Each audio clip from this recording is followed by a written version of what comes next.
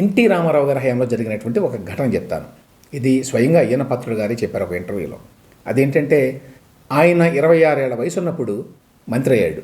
NT Ramarao గారు అయ్యన్న పాత్రుడిని 26 ఏళ్ల వయసులో మంత్రిని చేశారు. ఎన్టీ రామారావు గారు చాలామందిని చేశారు అలాగా. అందులో ఒకరు అయ్యన్న పాత్రుడు.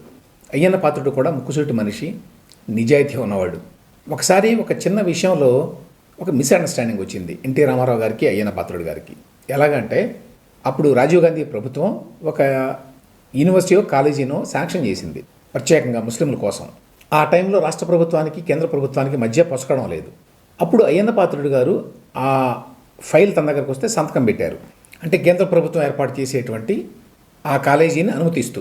అది రొటీన్గా జరిగిపోయింది. కానీ తర్వాత రామారావు గారి దృష్టికి వచ్చింది అది. దాని గురించి మనం ఏమీ చర్చించకుండా కేంద్ర ప్రభుత్వంతో మనకు పంచాయతీ ఉన్నప్పుడు మీరు ఇట్లా ఫైల్ మీద సంతకం పెట్టడం ఏంటి, మిమ్మల్ని నమ్మి మీకు మంత్రి పదవి ఇస్తే మీరు ఇట్లా చేస్తారా అని అన్నారట ఎన్టీ రామారావు. యువకుడైనటువంటి అయ్యన్న పాత్రుడు చాలా బాధపడి ఆ కామెంట్స్కి వెంటనే రాజీనామా లేఖ రాసి అక్కడే సీఎం ఆఫీస్లో ఇచ్చి వచ్చేసాడట. ఆ తర్వాత కొన్ని రోజుల పాటు ఆయన అందుబాటులోకి రాకుండా పోయాడు. ఆ తర్వాత ఆయన సహచరులు చాలామంది ఉంటారు, వాళ్ళంతా వచ్చి కాదు ఒకసారి ముఖ్యమంత్రి గారు రమ్మంటున్నారు, వచ్చి కలవండి అని ఒత్తిడి చేశారట. సో వెళ్ళి అయ్యన్న పాత్రుడు ఎన్టీ రామారావు గారిని కలిశారు. అప్పుడు ఆయన, అయ్యన్న, నేను ఒక మాట అనగానే నువ్వు అంత ఫీల్ అయితే ఎట్లా?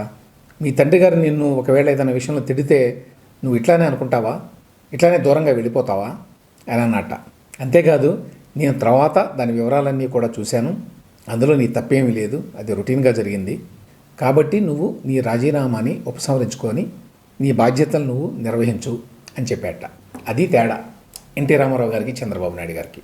ఎన్టీఆర్ ఎమోషనల్గా రియాక్ట్ అవుతూ ఉంటాడు ఒక్కొక్కసారి, కానీ ఆ వెంటనే మళ్ళీ తన తప్పేదైనా ఉంటే గ్రహించి ఒక అడుగు వెనక్కి వేయడానికి ఏమాత్రం కూడా సందేహించడం. ఇక్కడేం జరిగింది, చంద్రబాబు నాయుడు గారు కారణాలు ఏమైనప్పటికీ బరస్ట్ అయ్యారు జీవీ రెడ్డి మీద. బహుశా ఐఏఎస్ వాళ్ళంతా ఆయన మీద పడి ఉంటారు. That is understandable. అయితే ఇతను రాజీనామా చేసిన తర్వాత జీవీ రెడ్డిని పిలిపించి, నువ్వు బిగ్గర్ పిక్చర్ని చూడాలి, నేను లీడర్గా ఒక మాట అనగానే నువ్వు అంత బాధపడకూడదు, నీ రాజీనామాని నువ్వు ఉపసంహరించు, మొత్తం విషయాలన్నీ కనుక్కుంటాను నేను, ఈ సమస్యను పరిష్కరిద్దాం మనం అంతర్గతంగా అని చెప్పొచ్చు అతనికి. అవేమీ లేకుండా జీవీ రెడ్డి రాజీనామా ఆమోదం అని చెప్పి పత్రికలు ఇచ్చేశారు.